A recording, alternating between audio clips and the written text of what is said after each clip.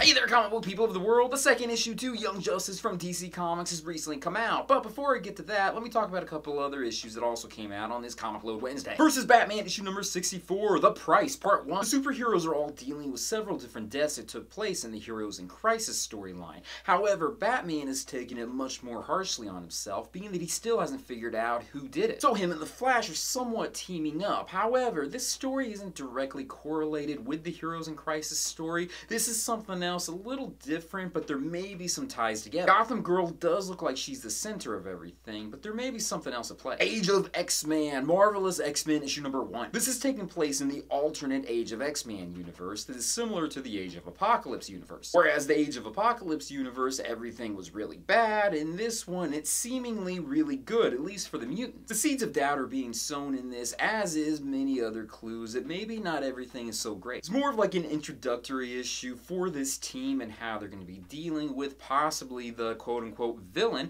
which happens to be Insaba Nur, also known as Apocalypse. Uncanny X-Men issue number 11. This is Forever Part 1. This issue is dealing with Cyclops finding out that the entire X-Men team has been wiped out and mutants are pretty much pushed underground, or they're just killed off completely. We find out that a couple different mutants who were not erased from the big X-Men Apocalypse thing that took place, one of which, who is quite important, happens to be Wolverine. We have 3 different stories with Wolverine and Cyclops teaming up, one of which is through Cyclops' eyes, another one is through Wolverine's eyes, and the third one is through Blindfold's eyes, who unfortunately, she doesn't exactly have a good story in this. I'm honestly much more interested in this storyline than the entirety of the Age of X-Men stories. That's just about all I had a chance to read this week. Let's talk about Young Justice issue number 2. Previously, the team had somewhat united, or at least we had an introduction to all the main characters, and all of them were sucked into Gym World. This issue, we get a bit more of a background of the current Cassie Sandsmark, who is also known as Wonder Girl, firmly establishing that she is the granddaughter of Zeus. She also teams up with Jenny Hex and Team Lantern. Robin, Tim Drake, unfortunately isn't in this issue too much, but him riding a unicorn with wings, oh my god, that just made my day. This is setting up for the next issue, which hopefully we're going to get a little bit of Connor and Bart, being that we didn't have them in this issue at all. And being that the next issue is literally titled Whatever Happened to Connor Kent,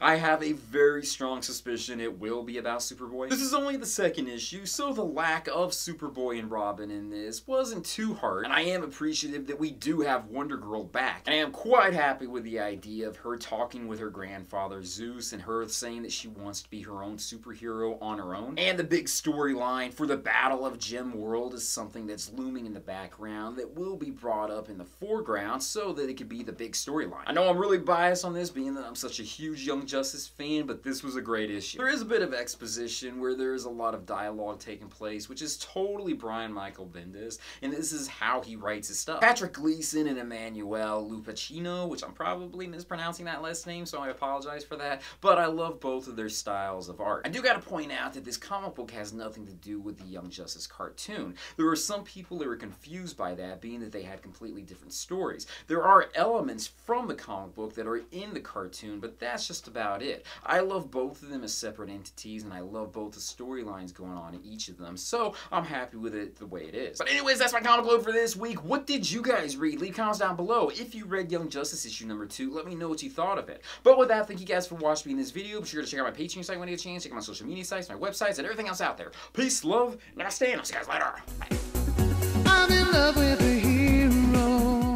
This Tim Drake has been the Tim Drake that I've been missing. Even though he only appeared briefly in this issue, I'm so happy seeing him smiling and being with other teammates. This is the Tim Drake that had friends. This is the Tim Drake that loved being a superhero, and I think it's awesome.